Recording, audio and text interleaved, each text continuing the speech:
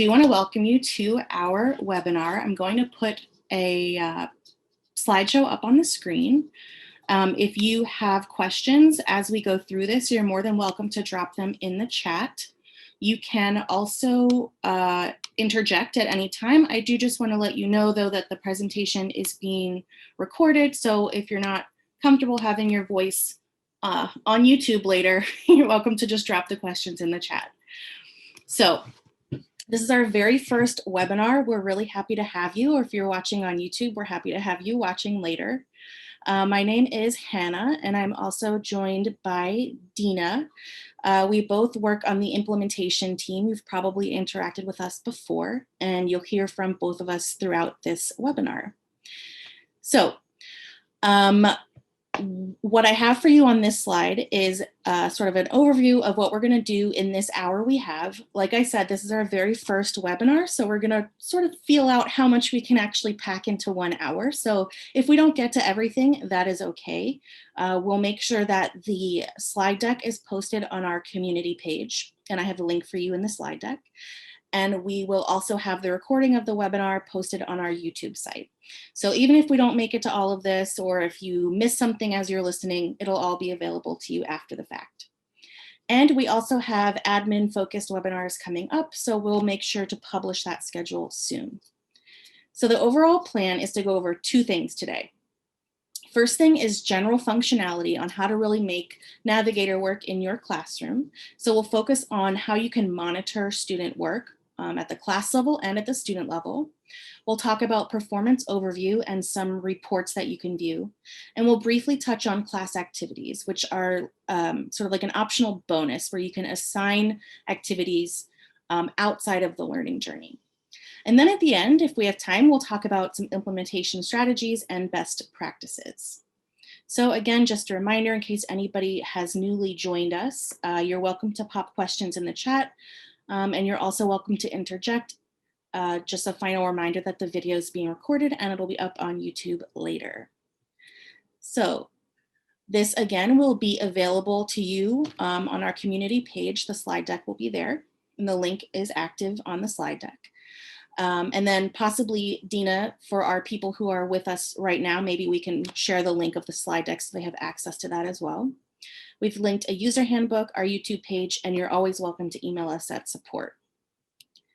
So we are going to sort of jump right into functionality before I transition over to Dina's screen. Just as a super high level review of Navigator, the whole goal is to use Navigator like a GPS for learning. So the same way that you would use your GPS as you're going somewhere, the idea is to locate the student, map out the route to get them where they need to go, and then if there's any kind of struggle or wrong turn along the way, just reroute them using support resources. So I am going to quickly stop sharing, and Dina will bring up her screen so we can talk about that first component, monitoring using the learning journey. All right, just give me 1 moment to start sharing my screen. So I'm going to quickly just show you how to monitor class view and student view through the learning journey. So after you log in, I'm sure you're very familiar with this page, the classrooms page. You'll click the learning journey icon to access the learning journey. And then I'm just going to give a brief review of the different things you see once you access your learning journey page. First thing I want to note is you can see the tab is highlighted up in the upper left-hand side. You can use this tab to get here from anywhere, any of these pages. And then on the far left, you can see all of the students in your class, and you can also see their icons and any time they've spent for the week.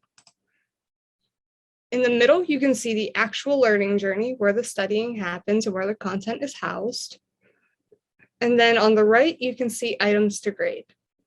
This is where, if there are any free response questions or something of that nature in your students' learning journeys, the items that you need to grade will appear in this spot.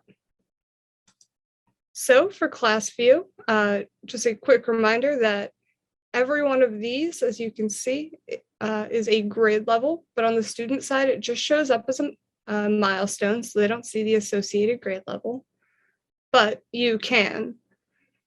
So if we are curious about how the whole class is doing in second grade math, I can just click into this milestone right here. And this is a demo account, so of course there's no actual data here. I'll go down to grade 4. All right, so I can see that I've had one student attempt the different lessons. These are all lessons. So I've had one student score 80%, one student score 90% on this lesson, and a student score 50% on this lesson. So right here, I just want to point out the traffic light color coding, so you can tell from a glance how your students are performing. So I can see this dark green. Overall, I know that my students are doing really well in that lesson. But down here, I see this orange, 65%, and 2 students. I can see that this specific lesson might be posing a challenge for my kids. So if I'm curious, I can click into this. And then I'm then able to see the average score across all students. And just give it a moment to load. There we go. And then I can also see the students that have attempted the specific lesson, the assessment associated with that lesson. And then I can also sort and filter by first and last name, which you might find useful if you have a large class. And you can also sort by average score, which again may be useful. And you can also see right here the title of the assessment that the students have been studying. And you can actually click onto this to view that specific assessment. And then as we can see, we're currently on the performance view. If you want to see how your students are doing time-wise, you can click time spent and then see the specific amount of time they spent. And then you can also click these, just if you want to see a bar graph of how your students are doing. All right, and I'm going to go to a different lesson. So I'm going to click this arrow and I can see 50% average score and just wait for the students to refresh. There we are. I can see that I had one student and he got 50%. But what's interesting, I also want to point out, you can view, not only can you view the assessments that your students have studied, you can also view the collections. So we can see this is the collection that the students were studying. We can also see the resources that were contained within. So we can see there was a practice problem. That was a video. We can see that there was a practice problem. That was a text resource. And we can also see the standard associated with this lesson. So I'm going to click out and just quickly show you again. If you want to view how your class is doing on a very specific lesson, you can just click onto any of these boxes. Give me one moment, actually. There, okay. So click onto any of the color-coded boxes, and then it'll bring up this pop-up, and you can see the students' names, the students' scores, and all of this wonderful information. So that gives you some insight by lesson. You can also look at this as a whole and see for the entire grade 6, I've had a certain, I've had 6 students complete grade 6 content, and so far they have a 68% average score. So you know for all of the students that have attempted that specific grade, that's their score. And then. Dina, can I interject quickly? Yes, please. So one other thing, just to go back to what Dina was saying about sorting by score, that can be super useful if you're identifying groups for reteaching. So if you're looking at an assessment and you see, this is obviously a newer class, and I know your classes are bigger than 7 kids. So if you have a class of like 30 kids and they've all completed an assessment, it can be really useful to just click on the assessment score like Dina did, and then sort by score. So you can sort of identify the groups of who really gets it, who kind of gets it, and who needs help. So if you're trying to just identify groups that might need reteaching, that's a really quick way to do that. You can just pull out the, sort the scores and see, okay, these are the 5 kids that struggled the most. Let me just pull them for a small group reteaching, everybody else move forward. So that's just a feature that many teachers have found useful. All right, thank you kindly.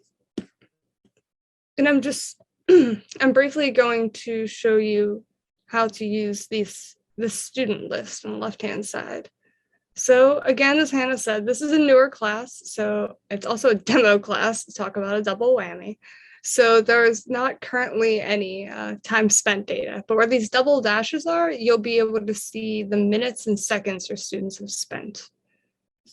So let's say I'm curious about how Bradley is doing in his learning journey. I can just click onto his student avatar, and then I'm viewing the learning journey as he would see it. So I can see, well, I should say with one caveat, I can see it as he would see it, except I can see the grade levels associated with his work. On Bradley's side, he only sees milestone 1, 9% completed. You know that that's grade 4. So you can, just like I showed you on the teacher side, well, yeah, the teacher side, you can click into any of these milestones. And then additionally, you can click into any of the lessons.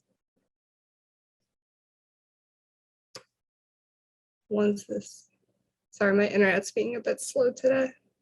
Okay, and then you can click on the score associated with the assessment or the time associated with the collection and see what your student has been doing. So I can see for this specific assessment, 4.OA.1, Bradley spent about 3 minutes and got an 80%, which is impressive. You can also see when Bradley took this, 2:25 p.m. on April 6th. And then just by scrolling down, you can see the question, the answer options that were given, and the answer chosen. And if you look off to the side, you can also see the time spent, so 5 seconds. And then you can see the double green check mark for correct. So as I scroll down, there's where I got it wrong. All right. And then if you're just curious, you can also click show correct answer, just so you can have an answer key to know what the correct answers were, in fact. You can also make a suggestion from this spot. So say that Bradley did, like, say 60%, and you want to suggest some additional content to him. You can just click on this icon, which you see throughout the platform. There are many places to do this. And then you can suggest content to him. I'm not going to go too deep into that, but I want you to know that it can be done from this spot. And then one other thing I'd like to show you with the learning journey before I hand it back to Hannah is this show course map. It's a little bit nifty. So if you click on show course map, you actually get a different view. So it's not the milestone view that you're used to with the grade level. Instead, you'll see a domain by grade list of all of the units throughout the entire course. So this is useful if you're curious about, like, oh, I wonder what all domains are covered in 6th grade, but you don't feel like clicking into 6th grade. You can view that right here. Once my internet decides to cooperate. And as you can see, it's the same color traffic light system, but it's just a different way to visualize that you might find useful. I'm gonna go back to the milestone view. All right. Hannah, are you ready? You bet. All right, I'm gonna stop sharing, hand it back over. Okay, so that was monitoring. So at the most basic level, and we'll talk about this with the implementation strategies, your kids will be working on their learning journeys based on what they know already, what they don't know, and it's probably going to be unique to each student.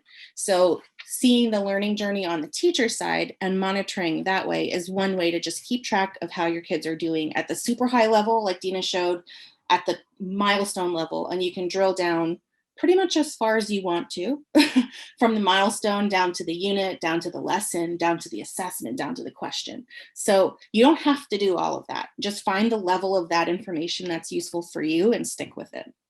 So when I was teaching in the classroom, I think what I would have found most useful was probably assessment level data. So I can see, geez Louise, I have 15 kids that really, really don't understand how to differentiate between living and non-living things. Let me readdress that.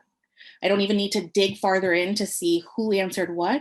I can just say like, wow, that's half my class. I obviously need to reteach it or spend like 10 minutes tomorrow morning going over it with them. So it doesn't have to be a super intensive data dive. By all means, it can be, but it can be as high level and as quick as you want it to be. So I have more data to show you, and these are just options. So again, I get really excited about data and I don't intend to overwhelm. I just like data. So keep in mind, you can select any, some, or all of these to look at. You don't have to look at all of these reports. It's just visualizing all this information in different ways. So I'm going to go into my class, and Dina was in the learning journey tab, which is this little sideways bar graph. I'm going to take us over to performance overview. And so the best way to think about performance overview is really like a data dashboard for you. And you can access any of those tabs either by those little icons we just looked at or up at the top of the screen. They're all there. So the performance overview or your data dashboard has lots of information for you. And I do want to mention we're using math classes just because we have the most data there on our demo accounts, but the same functionality exists for science and for ELA and any other classes you might be using. So it's not limited to math. We just happen to use that today for our demos. So the very first thing we can see on this performance overview page is this graph here. So it does follow the same traffic light system that Dina mentioned, of red being in need of help, yellow or orange being like approaching mastery but not quite there, and then green being they get it. And typically with your classes, mastery or proficiency is identified at 80% or better. And as Dina showed you in the learning journey, each lesson is associated with one competency or learning standard. So a lesson might be associated with, in math, dividing fractions, or in ELA, it might be identifying the speaker, or science might be differentiating between multicellular and unicellular. Each of those would be a competency. And so if the student scores 80% or better on the lesson that addresses it, it'll be considered proficient or mastered. And that's where we end up with this green.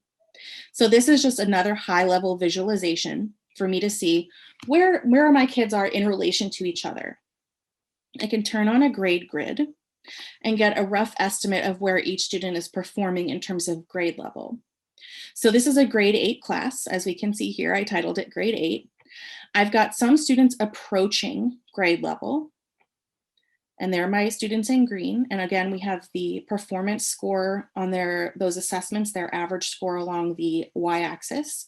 And then along the bottom is the number of lessons or competencies they've mastered. And then I have some students that are a bit farther back. So I've got my kids that are in orange, showing a little bit of struggle in terms of their average score and the number of competencies they've mastered. And then I have my students that are in red. So again, this is just a nice way to visually split up who is struggling, who's approaching, getting it, but not quite there, and who's got it. So that's what we can see from this graph, and you can change over time. So I'm not sure, yeah, we haven't done a whole lot of work in this account in a while, but you can see tiny little incremental changes in the students. So that's another visualization. For example, if your principal asks you to show change over time and how your students are performing, this is one way to do that. If I scroll down a bit, our most commonly used report is housed right here. So the class progress report. And something we'll talk about when we go over those implementation strategies is goal setting.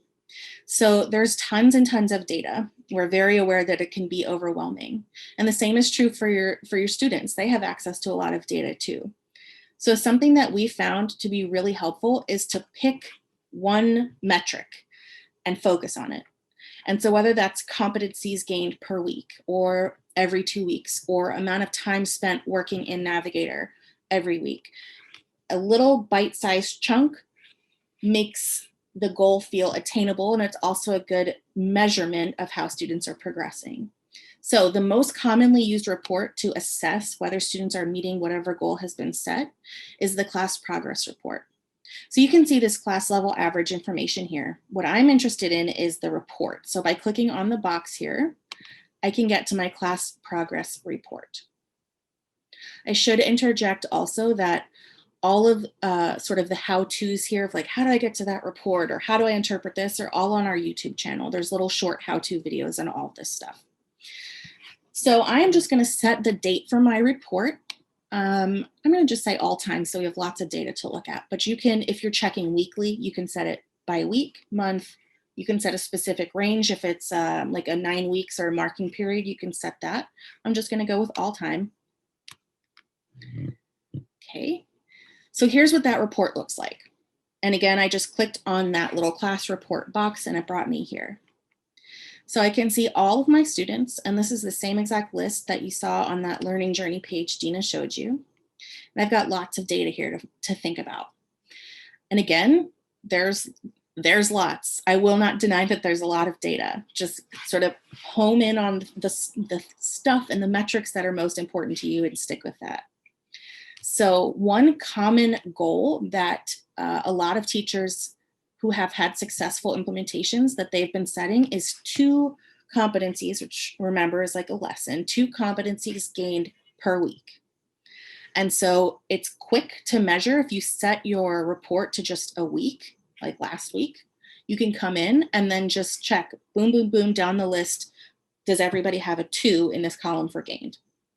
If not, let's take a closer look at what's going on. But if the metric is 2, you can just real quick zoom down the list, see if we're meeting that goal.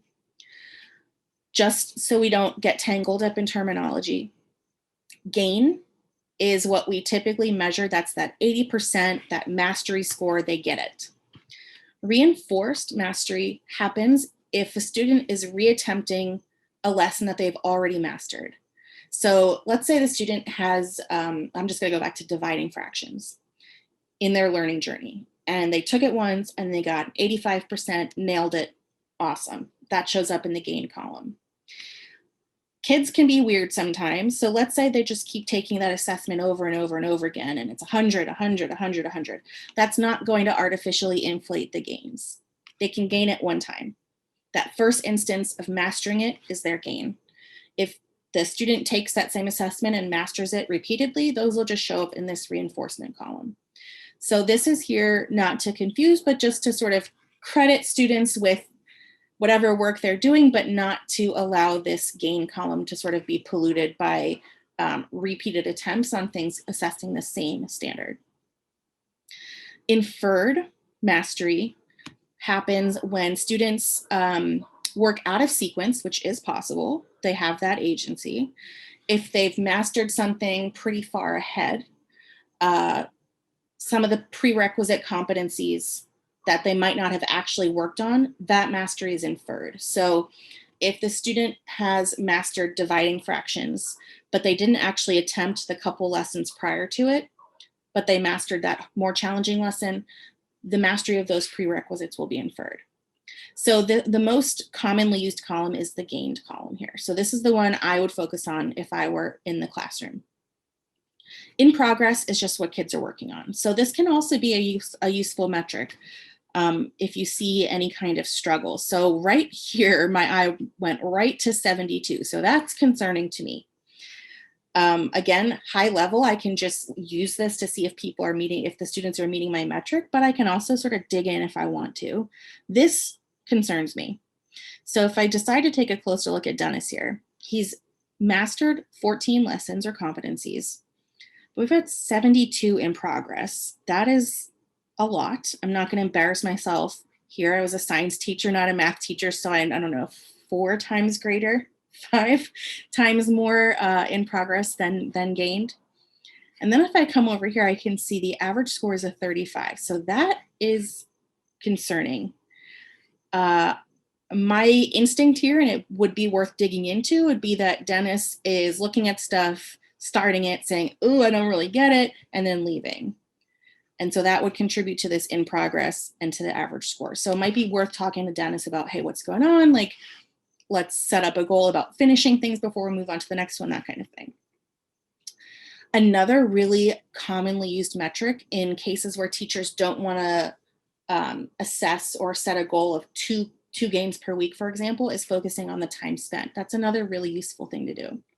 I will say that these times are really high, but keep in mind, this is like 2 years worth of data. So that's why we're seeing things like 55 hours.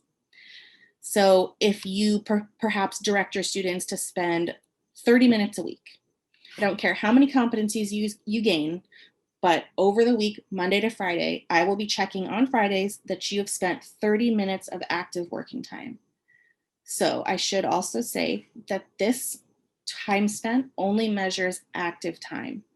So if students like just sit on a screen and stare at it for hours and hours and hours, it's not going to count. There is a specific cutoff time. If students open up a screen, and I taught middle school, so I know this happens, open up a screen on Navigator and then go to another tab and watch YouTube or do something else, unless they're actively using Navigator, the time will not accrue. So it's active learning time. So that's another thing. You can just log in at the end of the week and say, just real quick, check, does this say 30 minutes or 45 minutes or whatever you've set? So clearly this is my favorite report, as I've just spent a lot of time on it, but this is our most commonly used report. I think you'll probably end up using it a bunch to measure whatever goal you set for your students.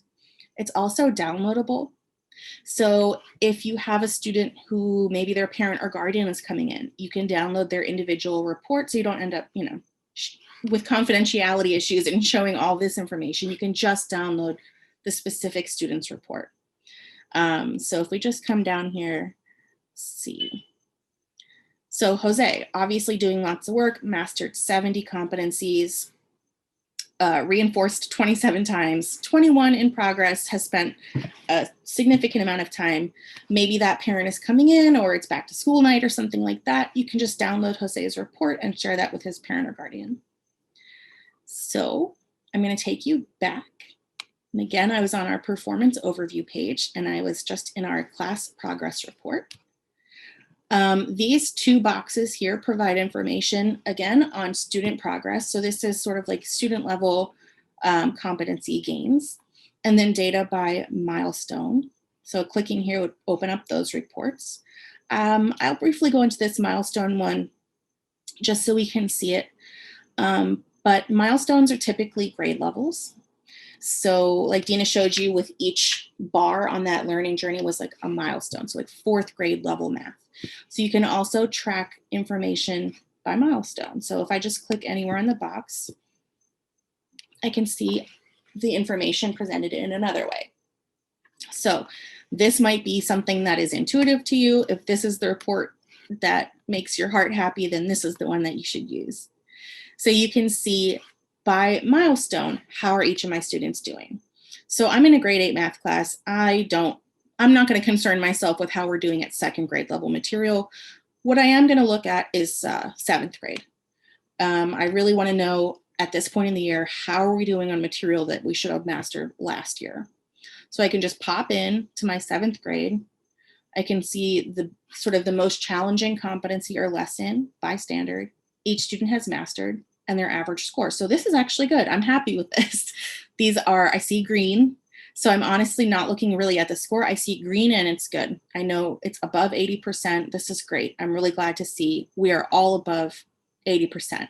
So that means I should thank the 7th grade math teacher.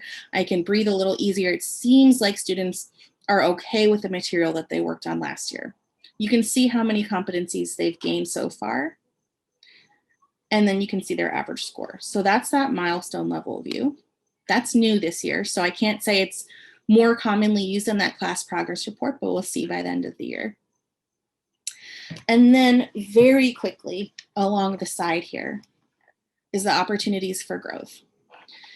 So this is pretty useful in terms of just highlighting struggle areas. So back when, I don't know, a half hour ago or so, when I was talking to you about grouping students by their CFU scores, their assessment scores, to make small groups, this is sort of like the reverse idea. So instead of looking at student groups for struggle, this is identifying what specific competency or lesson are my kids struggling with.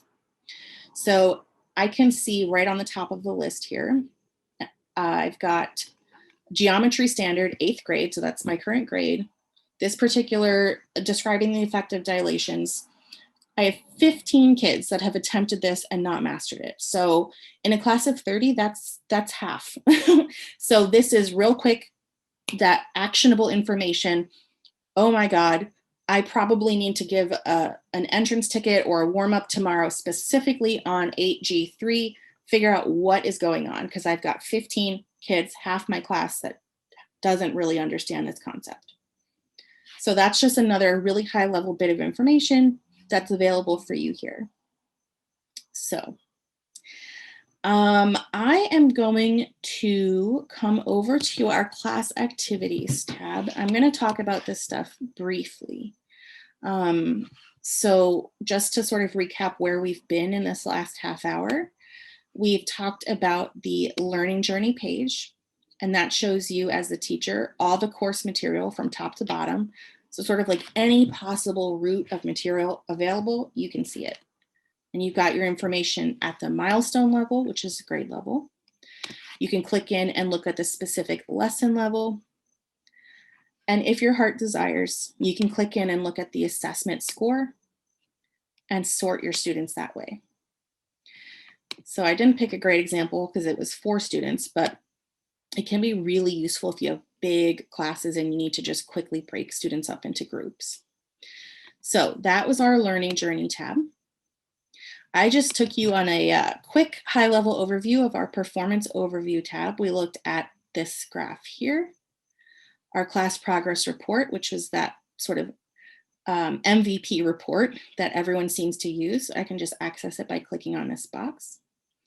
And then we have our areas for growth or opportunities for growth, where I can see really quickly where are my students struggling. So the next stop I'm going to take you on, and I promise to only spend about 5 to 8 minutes on this, I'm going to give myself a little bit of a wide range there, is the class activities tab. So this tab is a bonus. Your students can work completely on their own in their learning journeys independently.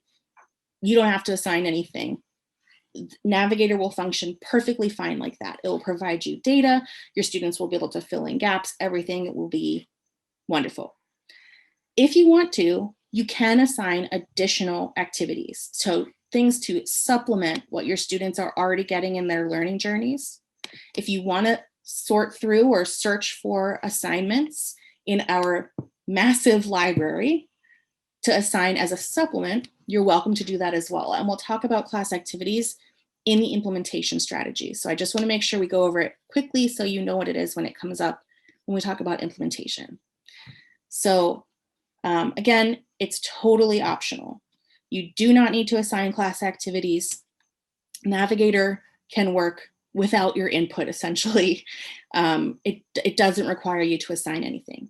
If you want to, of course, that opportunity is available. So let's say I noticed on my opportunities for growth box that we looked at, let's say I saw when I was doing a quick view of that, that I have a really big portion of my students are struggling with, I'm just going to go back to fractions, science teacher. All right, so they're struggling with fractions. So I can type in fractions here, and I can find tons of assessments and little CFUs that are available for me to reassess or to supplement what my students are already getting in their learning journeys.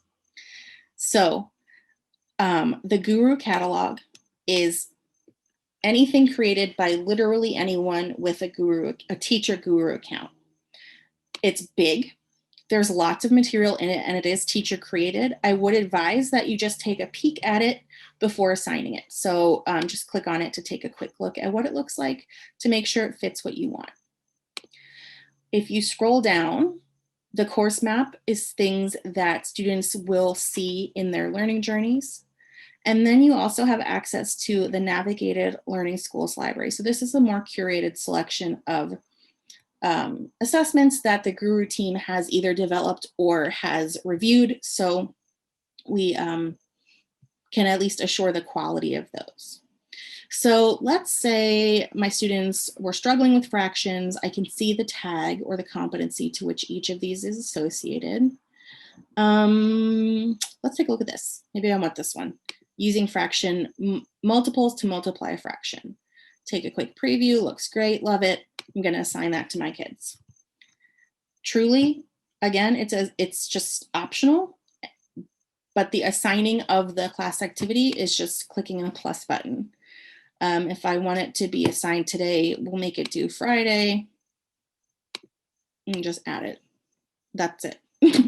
So it's available now. All you need to do is then just turn it on and it's available to your students. So as students work, their data will accumulate here in real time. So again, if this is something that I saw on my that opportunities for growth box of my students are struggling with fractions and multiplying fractions, I'm going to assign this as a warm up for the next day.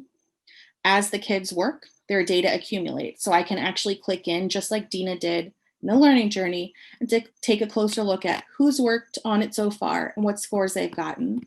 So again, I can see 64%, we're still struggling, but I can peek in here and see, okay, I've got a lot of 80%, that's great. And then I have a clump right here. These four, yikes. We're scoring 40%, Anika and Neil. So again, this is just another way to identify like who's actually struggling, who might need more assistance. You don't want to sort of not waste your time, but you don't want to use that valuable instructional time that's so limited to reteach something to a student that already knows it. So this is just another way to identify who might need a little extra support and who's good to go. So as the kids work, their data will just populate here and you can check it. This lives on this page even after the assignment is sort of due and over. All the data just live here. So you can come back and look anytime. So that is what a class activity is. Again, it is optional. It's just a way to supplement the learning journey if you desire. So what I am going to do is actually stop sharing or at least stop showing this particular screen. I'm going to pop us back over to our presentation. And we will talk quickly in our last 20 minutes here about best practices. Again, please feel free to interrupt to ask questions or pop the questions in the chat for us. So Dina, take it away. All right. So let's get into implementation best practices. So we Gooru recommends setting a solid, realistic, and measurable goal that's easily communicated to your students. So these are typically simpler things such as competencies gained per week, so lessons that they got an 80% or better on, or time spent per week, so how much time they've spent actively learning on Gooru. We recommend keeping the intervals short and consistent, so weekly or like every Wednesday, or we do, I don't know, great Gooru on Thursdays, your choice. Also providing a grade for meeting the goal, so a participation grade. And students are always able to track their progress. There's a link here that you'll be able to access through the slide deck. But thankfully, students are able to self-monitor, and you're also able to monitor them at the same time. And then finally, as Hannah showed, you are able to download and print the student reports for one-on-one conferences and also parent-teacher meetings, etc. All right, so I'm just going to quickly go over implementation strategy 1. So we recommend this for current material, so material from the learning journey or in class. So we recommend using this implementation strategy during synchronous class time, so 15 to 20 minutes. And we also recommend directing students to access specific lessons in their learning journey. So with this, be mindful that each student's learning journey is unique. So it's personalized. So you would need to give a little bit more directions, such as saying, go to the lesson called unit rates, or go to the lesson called dividing fractions. Because the titles are unique. It's just the learning journeys themselves aren't. All right. And then additionally, you can focus on material covered in class instruction. So that it's kind of like parallel to the class activities that we just talked about. Instead of assigning a class activity, you could just have students work synchronously in their learning journey on one lesson. And then students can review using the collection resources. And so they're able to review for tests, review for whatever they would like. And then additionally, this CFU, the check for understanding, that assessment can be used as a formative assessment. So as we showed in the learning journey and also in the reports, 80% is mastery. So, and it's also color coded. So the CFU can be used. You can just quickly view the scores, and it's very apparent which students fall into which groups. So these students are struggling, these students are excelling. So you can sort the data for small groups. All right, implementation strategy 2, also current material, but this is the class activity version. So selecting a class activity using the steps that Hannah just showed you, and then you can assess the current material and then, choose a class activity to assess current material and then assign that to your class. So we recommend doing this during synchronous class times for this implementation strategy. And then we also recommend using it as an exit ticket. So make sure you do the class activity before you go. And then finally, the students can complete the work independently, or we didn't show this in this webinar, but it is scheduled for a later webinar.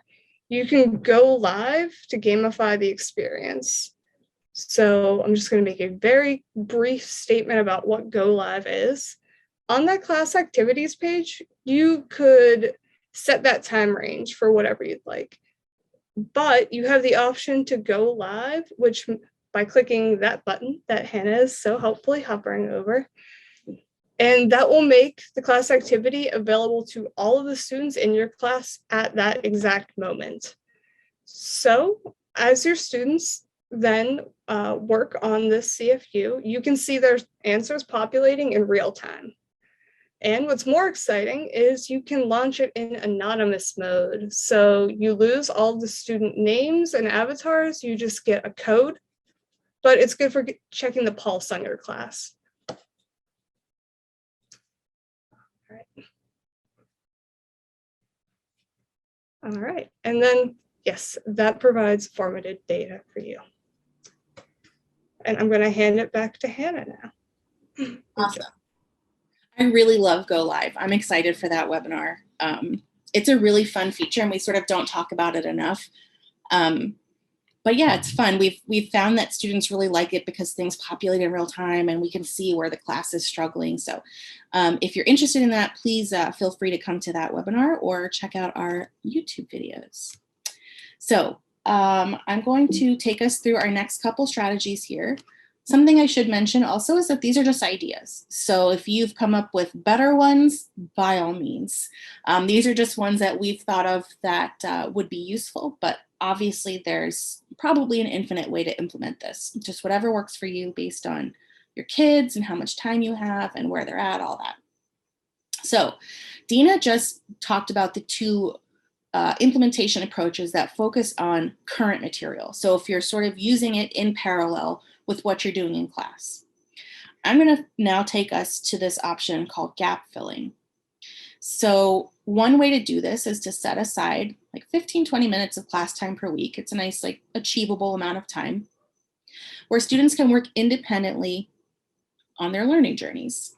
So, as Dina mentioned, each student's learning journey is unique. So, it's constructed using their diagnostics and their benchmark data and all of that. So, it reflects what they know. So, my learning journey in math would probably look different than Dina's learning journey in math. I'm not great with decimals. I'd probably have a lot of that in my learning journey. I'm going to presume Dina's a lot better at decimals than I am, so she might not have as many decimal lessons as I would. So one way to use Navigator is to allow students to just work independently on their specific individualized journeys. Whatever gaps they have as determined by their diagnostics and their benchmark data, just let them work sequentially through their learning journey. You don't need to do anything, just say we're working on Navigator next 20 minutes. And each student will work on whatever their next lesson is. So if it's me, maybe I'm working on something in my sequence that came up for grade 5. And maybe Dina is working on something, her next lesson came up in grade 7. So each student is just working independently on their unique learning journeys, filling in their own personal gaps. So sort of just accumulating that data, just like always. The data still populate in your learning journey. You don't have to assign anything. It just is allowing students to work in a little bit less structured of an environment. So you're not directing them to work on a specific lesson. You're just saying 20 minutes, Navigator time, work on your learning journey. So that's sort of the lowest, I think this is the easiest approach. At least in my sort of thinking back to when I was in the classroom, I think this would be the simplest way to implement Navigator, is just to take 20 minutes. The learning journeys are already established. Everybody work on their learning journeys for the next 20 minutes. So that's 3. So another idea, and this tends to work best for our younger users and in classes where there's not one-to-one technology. So if you're in a district or a classroom where you maybe don't have one Chromebook or one iPad or something per student, this is one way to accommodate that. So you would just run centers as you normally would, but just designate one of your centers as for Navigator time. So if you're having your normal centers where students rotate every 7 to 10 minutes, just have one of those rotation stations, have whatever technology you do have available, if it's 3 Chromebooks or 3 desktops, have students log in. They can either complete something that you've assigned, which again is optional, or they can just work on their learning journey. So it's like what we just talked about on the last slide, that gap filling, just in a centers way. So it's to accommodate if you've got younger kids that maybe we can't do 20 minutes at a time, or if you have not, don't have enough tech for every student in the class. Centers is one way to accommodate that. Okay, we've got a couple more. So another idea is for test review. I should also mention that these don't have to be used in isolation. Like you can use a little bit of strategy 1, strategy 3, and strategy 4. Or on Tuesdays, I went with strategy 5, but tomorrow I might use strategy 3. These don't have to be mutually exclusive at all. So this one, we found teachers really tend to like this when those state level tests are coming up. And you all know what competencies or standards the state tests tend to assess. Like I know it's, published that it's sort of like equally divided, but we all know in our subjects, the test always asks the kids about blank. Those sort of high level, high focus standards that are coming up on that test. And you really want to make sure your students have lots of time to practice, A, and B, I need that data to know if I have to really reteach this in class or if I can just keep it moving. So this is just one way to do that. You could figure out what those high focus competencies are. Like I'm thinking science again. So something that I found just always on the state test where I taught was the rock cycle. So I would find a class activity on the rock cycle. There's probably more than one. There's probably upwards of 4 or 5. Pick one, assign it.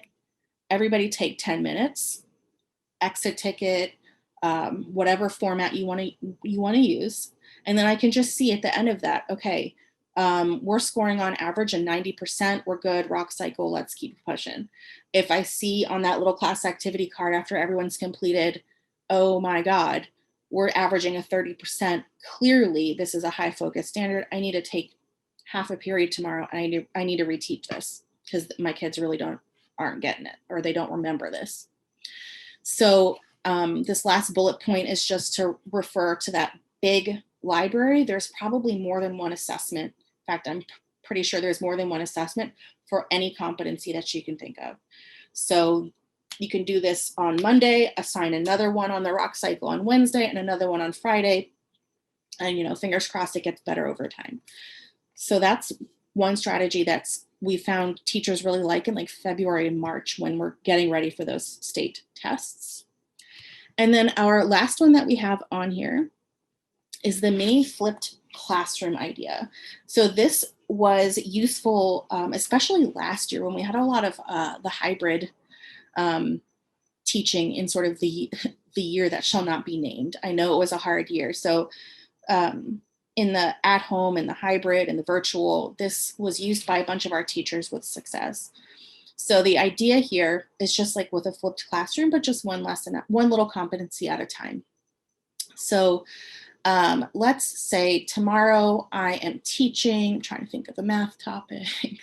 Let's say tomorrow in class, I am going to teach scientific notation. So what I'm going to do is actually for homework, I'm going to assign the scientific notation lesson to students in their learning journey by telling them to do it. The lesson is called Scientific Notation. Find it and complete it for homework tonight. Lessons, as we've showed you quickly, consist of some resources and a check for understanding that gives us that formative data. So if I assign it to students, go home tonight, please complete the scientific notation lesson, meaning you should review the resources that are there and then take that assessment. And then when they come in the next day, sort of some of the teaching work is done for me. So they're coming into me with at least a little bit of primary understanding of what scientific notation is. I can do whatever instruction I need to do in class, and then they can take that CFU again if they need to. So it's just one way sort of to focus on the learning component as opposed to the assessment. You guys do the learning at home, review those resources, try out the assessment. We'll do a little bit of review in class when you come in tomorrow, and then you can retake the assessment so we can get some data. So that's just another option. So again, there's lots of options. We limited it to 6, tried to sort of rein it in, but there's lots of ways to do it, or combos of different ways. So as we sort of close out here, again, as I've said a couple times, just in case we have anybody new, please pop questions in the chat if you have them. I do just want to remind you sort of as we end our webinar that there's lots of resources available for you. So the community site is linked here, and Dina shared the link in the chat. This slide deck will be on our community page. There's a user handbook, which is sort of like a how-to guide on some of the things we talked about. We have a YouTube page, and we'll post the recording of our webinar on the YouTube page that's linked there. And as always, you're welcome to email support@gooru.org. There's lots of people on that, the receiving end of that email. So if you just need help, or you forget how to do something, or you have a question, just email, and we will help you out that way. So Dina, I'm going to ask you, just because I honestly don't know what button to click. Are there any questions in chat that I can answer before we close out our webinar? There are not, there are just some well wishes. Oh, thanks. We reciprocate those. We're really happy to have you here. Thank you for being sort of our inaugural webinar audience. We really appreciate it. And this will be up on YouTube. We are also doing a webinar every month, and that's linked on that agenda slide. So other topics will come up. If you have suggestions, you're welcome to email those. So we hope you have a wonderful rest of the week and that you have success implementing Navigator in your classroom. Give us one brief moment. We had a very last second question. Oh my gosh. Okay. Hit me I with it. know. All right. So, Jessica. Yes. So, Yeah. all right. So what you're describing, that can happen. I think. So the timer counts active time. So while they're actually in the collection or in the assessment studying. So if they're on that in-between screen, like after they submit an assessment and you can see their score, that time doesn't count. They're not learning. And then additionally, if they're like checking their scores or checking their progress, that time also doesn't count. It only counts the time they're actually in learning. Okay, because I had a feeling that was happening where they were like logging into Navigator to say they were on Navigator and then doing something else. So then I was like, well, if you're inactive, I believe it's not going to count that as learning time. So I just wanted to verify that. Yep. It also works if they click a different tab or something like that, it'll stop counting. So. Okay, perfect. Thank you. No problem. All right. Everyone, have a lovely evening. Yep. Thank you, everybody.